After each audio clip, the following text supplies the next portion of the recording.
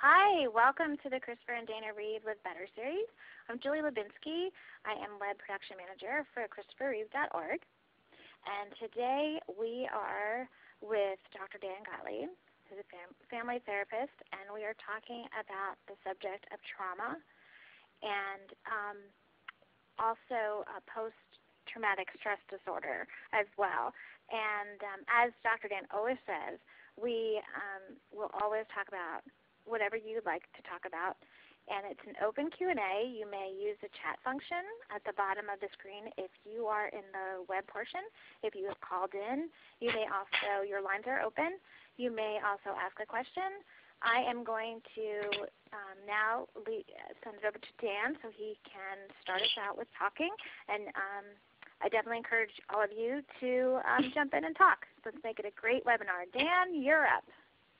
Well, you know, what started all this, or my newfound desire to talk about trauma and PTSD began with, in November when I was riding up the turnpike to go to Boston. My original accident happened 35 years ago, also when I was riding up the turnpike. And an 18-wheel tractor trailer lost its wheel, and it bounced across the highway and crushed my car. So there I was in November riding up the highway, and I heard an explosion. And I looked, it sounded like an explosion or a shotgun. And I looked over about 5 rows, rows over, and I saw smoke coming out of an 18-wheeler, and it blew a tire. Tire had exploded. And, you know, at one level, I knew I was safe, and yet my body, as much as I could move, felt like it just got rigid. I was a passenger, of course. Felt like it just got rigid. I couldn't find any emotion, but I felt like I was bored, and I just started to cry. And I can't even tell you the emotion. So we pulled over to rest stop, which was in a couple of miles, and I was with my girlfriend, my lady friend, and you know I trust her and feel safer with her than any other human in the world. And you know, we got out of the van, and she was kind of walking around with me, and I told her I wanted to be alone. I went to the corner of the parking lot, and I don't know, all by myself, and I don't know what I thought or felt, but I could have just sat there all day, but I had to get back in the van. I was shaken for a few days, and my old depression started to creep back in.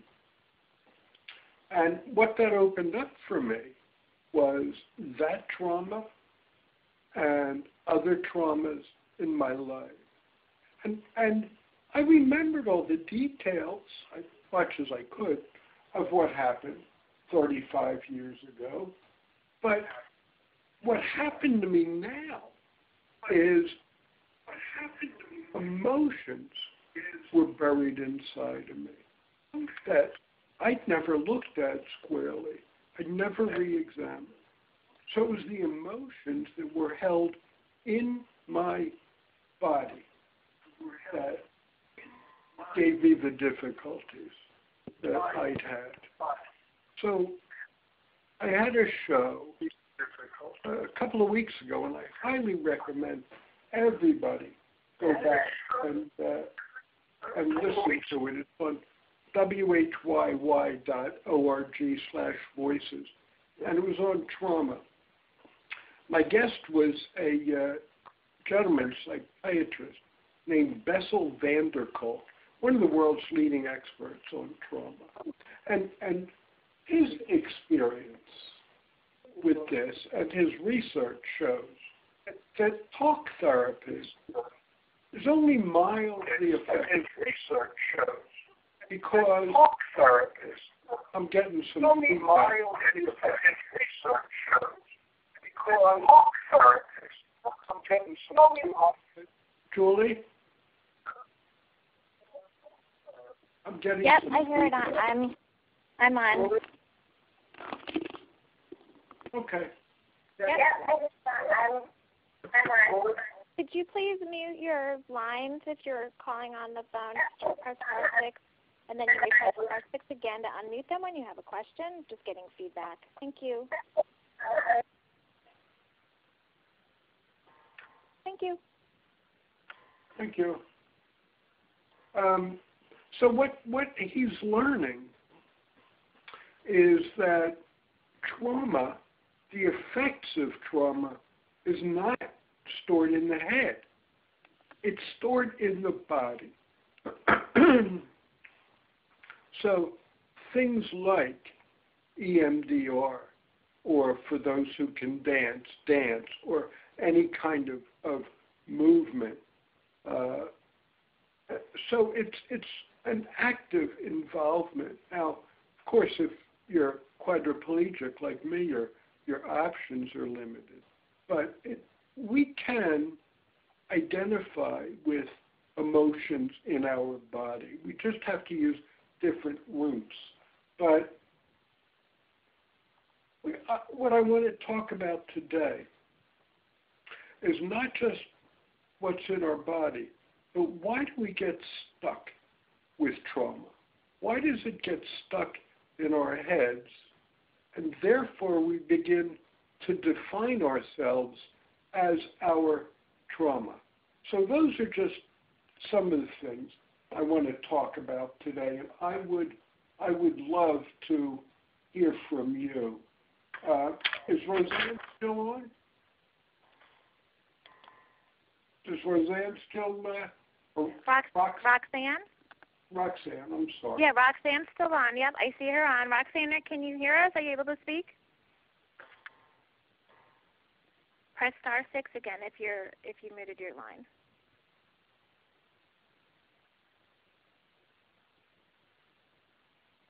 Okay. Does anybody else have an experience similar to Dan's, or something that triggers that's a trigger to you for either PTSD or a similar trauma experience?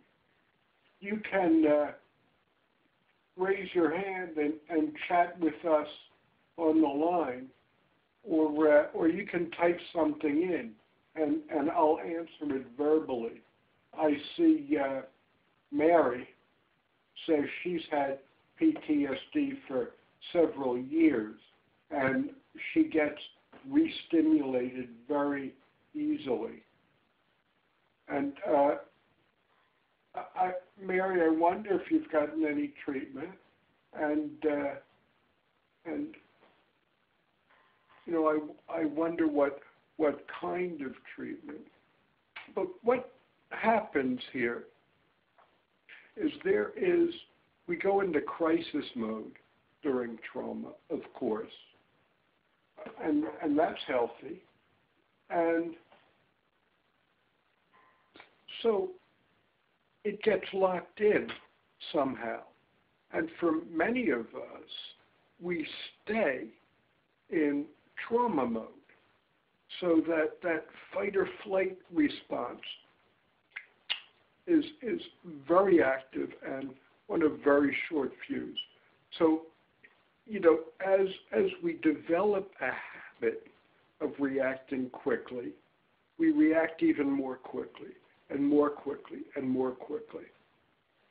And you know, all of us, you know, we know the experience more or less of a quick startle response. I mean, my startle response was and still is to a certain extent. I mean, my threshold is close to 0. It takes very little for me to jump. As a matter of fact, I've scared myself a few times. But what do we do with this? What do we do to calm down the fire in our brain? And that's just what it feels like, doesn't it? It takes so little to light the fuse. for that fire in our brain. How do we calm it down? Well, there's a lot of things we can do about that. So first is what I call, or what many of us call in the field, metacognition. Hey, so Dan, it's Julie. Yes? It's Julie. You were talking about, how you calm it down. And I also deal with PTSD. Yeah, and my trigger was my youngest daughter was diagnosed with cancer at the age of 2, and so it was it's almost like I had a delayed PTSD. And what I've learned when I feel it coming on, and it could be anything, or even just the thought of having a panic attack, is the deep breathing exercises. Just deep breathing to kind of reset my mind. That seems to help. And I don't know if you've had that. I'm not a meditator type of person, but I love the idea that something as simple as just deep breathing can kind of reset your body. Well, it's called mindfulness meditation. And in that moment you take that deep breath, you're being mindful of your life. You say recalibrates, but it gets you out of your head. It gets your awareness out of your limbic system, where all those big emotions are. That deep breath gets you out of there, out of your story, and into your life. But the key is recognizing that you're could be going into that anxiety or panic mode, right? Right. So that deep breath not only makes you aware of breath, of your body when you inhale and exhale. So you're alive right now, right? You kind of wake up when you take that deep breath, and you're out of your reverie, which is what it is, because you see a stimulus, right, or whatever it is that might begin to trigger it, and then you go off into your story.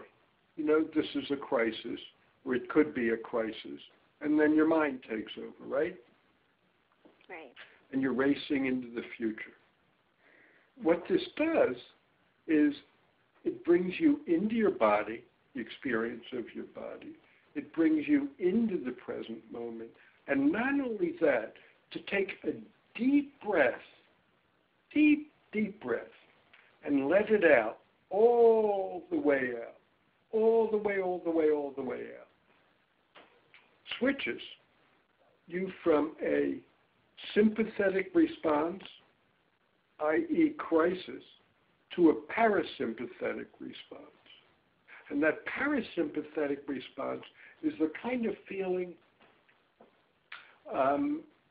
when you are in a store and you can't find your child, and you panic for those few minutes, and then when you see your child, you cry.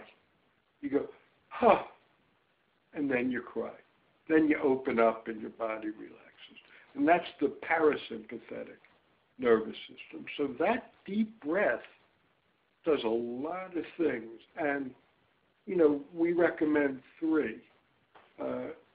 We quads have to be careful because you do 3 deep breaths in rapid succession, and you can find yourself with your nose on the table. We can get dizzy and pass out. So you've got to calibrate it for yourself. But yes, deep breaths is an experience of mindfulness. There's a lot of things you can do.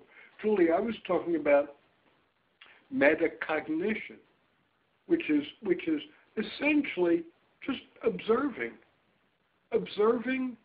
your mind, observing your body. So when that happens to me, and I'm able to get out of my mind and observe it, I usually say something to myself like, oh shit, I'm nuts again. I hope it doesn't last long. And that switches everything. I do that Because too. I'm no longer lost in my head, but observing my head. Yeah, I do it too. Do you let the others know around you? Like, how do you handle that if you're with other people? Like, with my significant other, I can say to him, I have this feeling coming on. Can you, just work with me? That, but if you're in a larger group, how do you handle that? If you're what, Julie? I didn't hear you. If you're in a larger group where maybe you don't have somebody there that you can kind of say, listen, I feel this coming on. Like if you're with strangers or not a confidant or something, how can you go about? What do you need when you feel it coming on? What I don't need. I don't need him saying, just calm down, it'll be okay. No, I know. We're all good at knowing what we don't need. I think it's just someone to sit there and just maybe change the subject, or put touch. Touch. Yeah. Yeah. Touch. Touch. You physically hold you. Yeah. He'll put his arm around me, or even like if we're somewhere where he can't, like he'll just hold my hand or touch my arm, something like that. Okay. So when you're starting to feel that way, your heart's racing, right? Yes. You're suffering. Yes. And nobody knows it except for you. Yes. So, Julie, what would you do for me if I was suffering? Wordlessly. I didn't have to say a word. You just knew it. What would you do for me without words? Touch. I would touch you. I would make sure I would stand very close to you and put my hand on your shoulder, or just make you know that my presence is here without saying anything, because sometimes you just don't have. So you would touch me with a loving or compassionate hand. Absolutely. Okay. I invite you to put your hand on your heart. You can do that in a room. Just put your hand on your heart and feel that kindness in your hand, that love for this good woman who suffers right now. Just hold your heart as you would a baby or your child who's suffering. Just hold that heart, that tender, frightened, vulnerable heart. Just put your hand.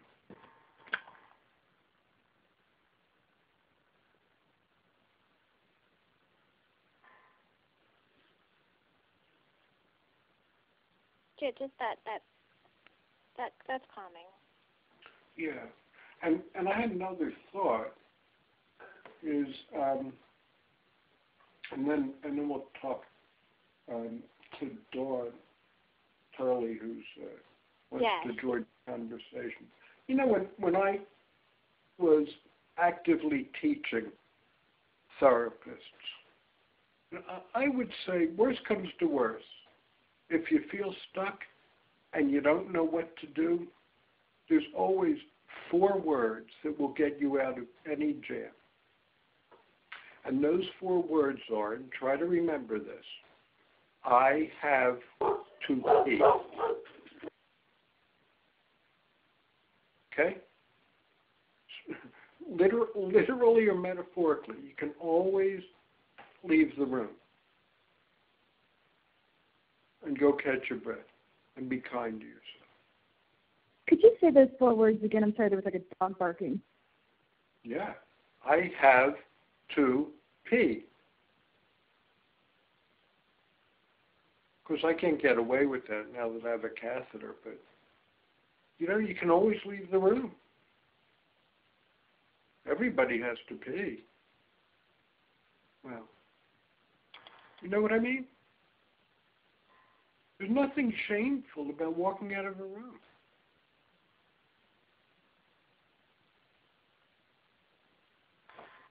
You when you're getting triggered, when you're having a panic attack or anxiety that feels almost intolerable, you need care. You don't need judgment. You don't need shoulds and all that stuff or self-criticism. You need care. You need touch. And you need kindness. We all do. And if you can't do that in the room, please leave the room. Your body is going through a lot right now. Take care of your body. Because your mind generally isn't worth a whole hell of a lot when you're in crisis, you know? Nothing personal. Does this make sense? It does. How do you know when something that you're feeling that, you know, you should overcome and try to do it? Like, for instance, wheelchair user, and I'm at an event or a party at my friend's house, and I want to go into the other room. I'm hesitant to because I don't know anybody in the other room, and the fact that I have to, you know, wheel around everybody to get there, but I know I should. How do I build that confidence to do that? Why should you? I think because I know it'll be good for me to socialize. Yeah. Well, it might be. And you might want to push yourself to do it, but it's got to start with what I said to you earlier, Julie. Self-compassion and kindness. You know, if you are the wheelchair user, or I, you know, you can understand that this good person, myself, is feeling vulnerable and anxious right now. I'm going to push myself. I'm going to go in the other room. And I'm just going to feel care for myself, compassion for myself. And if I'm able to do that, I'm much more likely to feel kindness and compassion for others. Now, Timothy wrote that he didn't specifically felt the PTSD. Timothy, if you can, you know, if you're at a place where you can speak, I'd be curious to know what that means. So, are you feeling a type of, you don't know if it's PTSD, or you're still feeling, or we're going back to a trauma? Oh, all the way back in the beginning where he said, yeah, I don't know if Timothy. PTSD? Yeah. Timothy, are you able to, a place where you can speak? *6 if you're on the phone. Or the chat box. Oh, hang on. May I ask a question or go. topic? My name is Paige.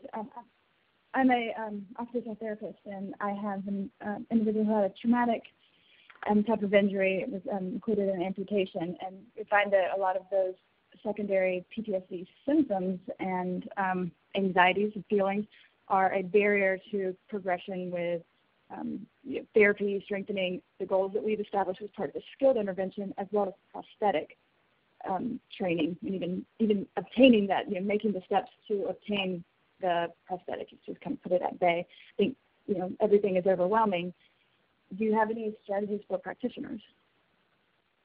Well, yeah, for non-therapists, sure. You know about collaboration and cooperation, of course. He's got this anxiety, he or she. It doesn't matter. It's a you. Mm-hmm. Your patient has this anxiety, right? And like we talked about, the anxiety is causing suffering and distress. Now, I'm sure the two of you could agree on that. Yes? Absolutely. Yes, okay. Absolutely. All right. Then the question is, what can we do to help you get through the anxiety, or help you do your work despite the anxiety? Because we're always going to have anxiety. And the question is whether the anxiety is going to drive the boat, or whether we're going to drive the boat. So what do you think we can do together to get through the anxiety, or help you get control of your anxiety? Any ideas, any at all, whether it's realistic or unrealistic. And then, if not, would you like to hear some of my ideas? Okay. And some of my ideas might be that when you feel anxious, try to look beyond it and take a baby step of whatever it is you need to do, whatever exercise you need to do. Try it despite the anxiety, and let's see how that feels. And then do another one despite the anxiety, and let's see how that feels. Don't let the anxiety be in the driver's seat here.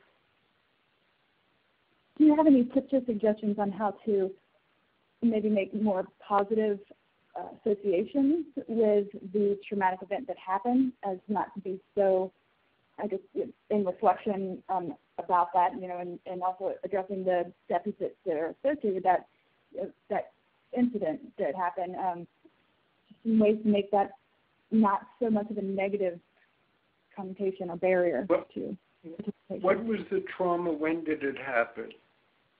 It was about 4 to 6 months ago. It was with a machine, and that he actually owns a winery, and he was cleaning machine that shorted and came on, and so there was an avulsion injury, traumatic amputation of his dominant upper extremity below elbow, as well as some brachial plexus issues and some secondary kind of spinal concerns. Mild. All right. So you know some medicine, right? I'll tell you what I learned about healing, and I learned it from pressure sores that I get, the decubitus. What I learned that if a wound is kept healthy, that it heals at a rate of 1 millimeter a day. Now, imagine wounds to one's life, one's heart and soul. And what does 1 millimeter a day look like there? Mm. And the question is, how do we keep that wound clean from getting infected? And how do we create an environment where there's plenty of nutrients going into that wound? Because here's what causes infections in wounds to the heart or mind. That judgment causes infections, shame causes infections, feeling isolated and alienated causes infections, sustained anger and resentment causes infections. Sustained. Short-term, anger's healthy, but longer term, it's not. It causes infections. So your job, as I see it, now remember, I'm a shrink, and you do real hands-on stuff. So we come at it a little different. But as far as I'm concerned, it's your job to contribute to the nurturing environment so he can heal. Now, I know you have to keep positive, and that's your MO. And frankly, that's mine also. But when I was in the hospital, and people would tell me, look, you can look at your future this way, and you still have a job to get back to, and you still have a family. So you can be happy about that. And I thought, it made me feel more alone. Thinking, damn it, I can't be happy. Oh, look what just happened to me. But if you have an attitude that healing takes place, it's just what our species does. It's what all species do. When we're injured, we heal 99% of the time. So if you can approach him that way, with understanding, with compassion, and with your heartfelt belief that his life is going to be dramatically different, but his mood, his attitude, more often than not, goes back to what it was baseline before the accident. I imagine you know that. Mm-hmm. So, when he needs a push in the back, push him. And we need an arm around him, put your arm around him. Thank you. That's great. Mr. Review. And then, I think a lot of it is things that we know or kind of understand, but to just break it down and hear it again very simply, I think it's beneficial. Thank you. Yeah, I'm glad. Thank you. I forgot to ask her name. Was that Dawn? Julie? No, I believe it was Paige. Oh, I'm sorry. Yes, my name is Paige. Oh, okay. Because Dawn still has her hand raised. Dawn? Join the party.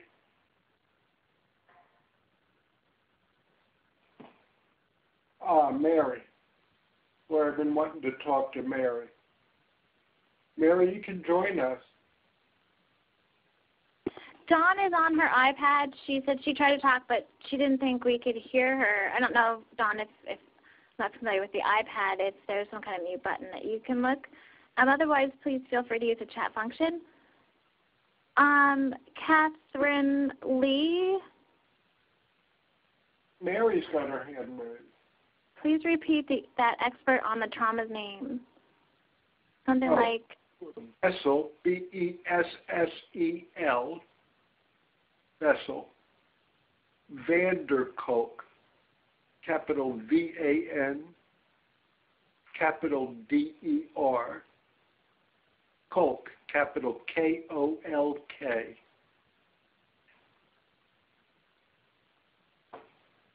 And I just forgot where he is. But if you go on Amazon, just type in his first name, and you'll see all of his books.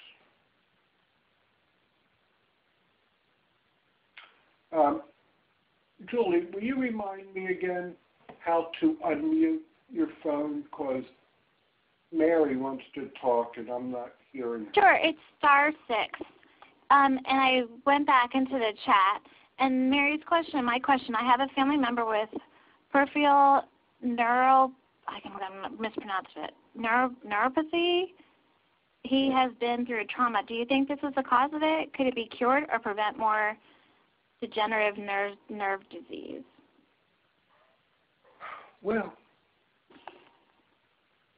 here's what matters. I heard a talk a couple of months ago by the Dalai Lama, and he said, all humans suffer. All humans want happiness. Now, we can, nuance that a bit, but I think that's true by and large. We want to be happy. We want to have a sense of well-being. We want to feel grateful. We want to enjoy our lives. We want to be able to love and be loved. That's basically what we want. So whether the PTSD is making the neuropathy worse, or the neuropathy is making, the psyche worse, well, the answer is yes to both. Yes to both. But what matters is how we can diminish our suffering, how we can live the lives we have and stop waiting for the lives we want and stop railing at the gods because we don't have the lives we once had. How do we live the lives we have with a modicum of grace, of comfort, even gratitude? How do we live the lives we have and still open our hearts to loving others and being loved? To me, that's the critical question. It's not who did what to who and what makes what worse. I don't want to minimize the effects of PTSD because I have PTSD. And it's anguish to keep getting triggered, to be afraid of what goes on inside of you or outside. And I don't want to minimize the effects of pain. I have neuropathic pain too, and I really don't enjoy it.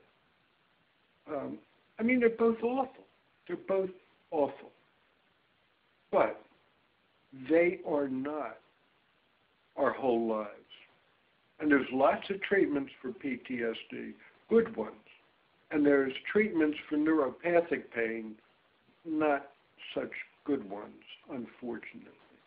Although acupuncture and mindfulness meditation both have a good track record with pain. And there's a good deal of research with both, you know, in addition to the traditional stuff, Western medicine stuff. But can you, despite that or with that, open your heart and allow yourself to experience love, to live the life you have now and experience love? You know, what we don't talk about in these discussions is post-traumatic growth. And the majority of people who go through trauma report growth as a result. Julie, if I may? am here. Yeah, okay, I'm here. If I may. You talked about your PTSD. Mm-hmm. But tell me the good things that have come out of this. Are you a different person? And for No. the better or the worse? Oh, completely for the better. Yeah. I'm How stronger. I feel like I'm stronger. Like I can, you know, people always say don't sweat the little things, but like it's almost like, oh, she just has a cold. It's not an ER visit type of thing. I'm much more outspoken. Are you more loving? Compassionate? You know what? At times, I go both ways, and I think that's the PTSD or anxiety. It's my mood swing, so I can go to the extreme either way. But it's like I said to you before, it's recognizing in myself, you know, where I'm going. So that's kind of my point, that we can have post-traumatic growth and PTSD. Post-traumatic growth. I'm hearing my voice again. Yeah, Don has a question. I'm hearing my voice again. Don has a question.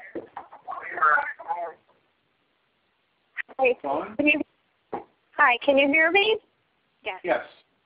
Okay, sorry, it's my first time with this, so I'm on the phone now instead of the iPad.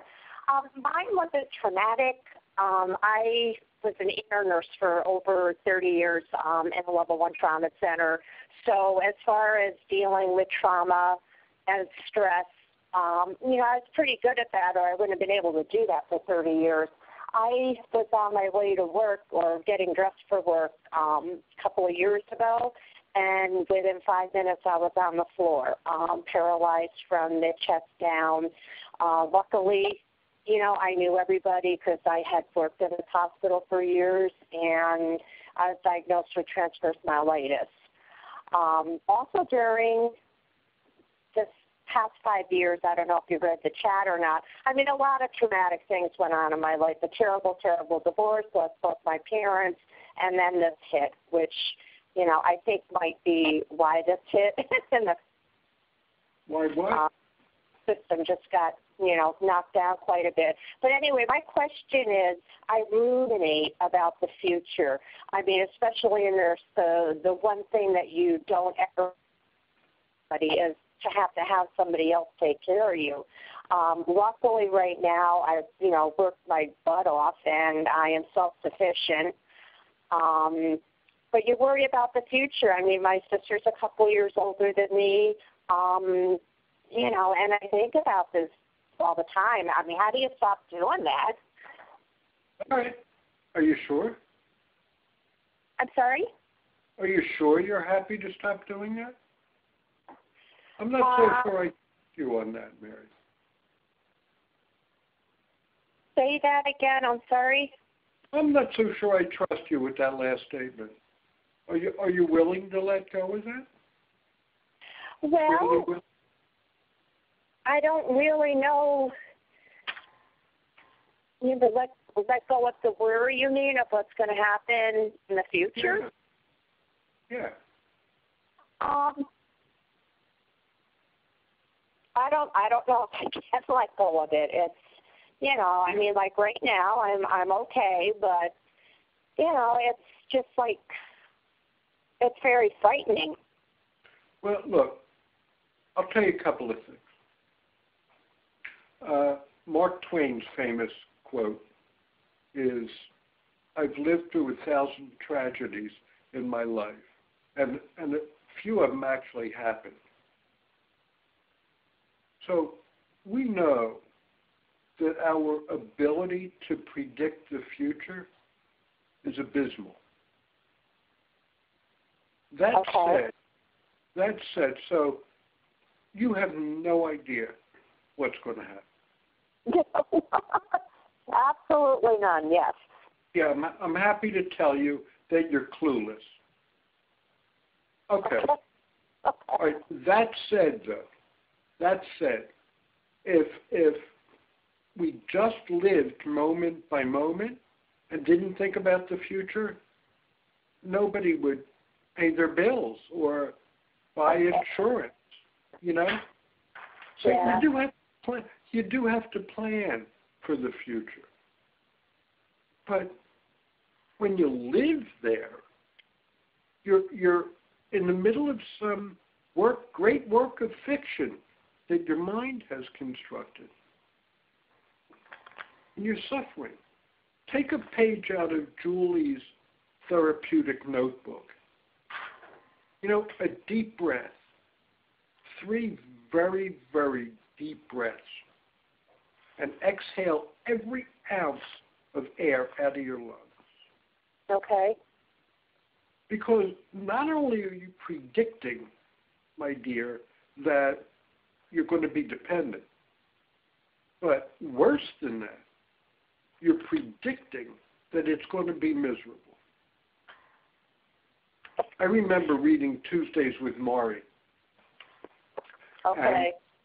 And there was one line in there where Maury says to Mitch Albom early on in his ALS, he says, "My God, one day somebody's going to have to wipe my ass for me."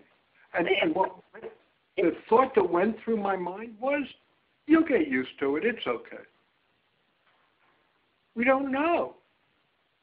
Yeah. We don't know. My God, the idea of sitting in a wheelchair, needing nurses 24 hours, if you had told me that before this accident, I would have told you I would hang myself. I'm a happy guy. Totally dependent. Well, depending on your definition. Okay. I'm a happy guy. You don't know. Make your plans.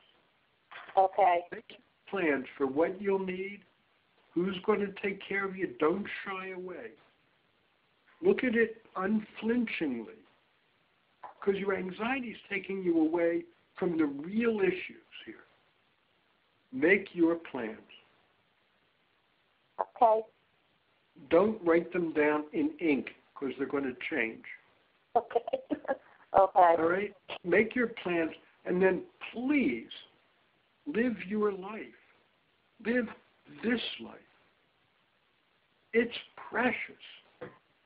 It's precious, and I guarantee it's going to end before you want it to. All righty. Thank you. You're welcome. Well, she sure had a lot going on. You know, I don't know, Julie. You know, I read some statistics about trauma in preparation for my show. And there's very few of us that escape that thing. You know, almost all of us have experienced trauma. And not all of us have PTSD, but all of us have scar tissue. You know, all of us feel a sense of loss for the person we were before the trauma, and almost all of us can rejoice or have the potential to rejoice in the people we have become. So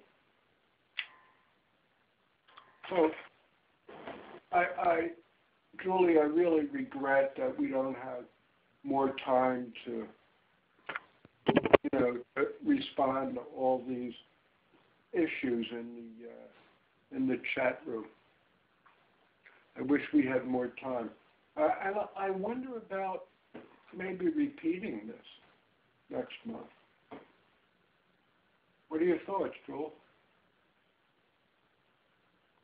I think it would be helpful. Yeah, I do. I think we got a lot of interested people, and I don't think we answered everybody's questions, so I think we can continue this with the next webinar. And also, I definitely encourage you to also go on our community and leave those questions, because Dan does answer questions every Wednesday. So if he does a webinar once a month, but he goes on our community to answer your questions every Wednesday. Yeah, please, because I really look forward to those back and forth we get on Wednesdays on the discussion group. We got some feedback already. Catherine said, yes, please repeat. Well, yes, ma'am, then we will. Okay?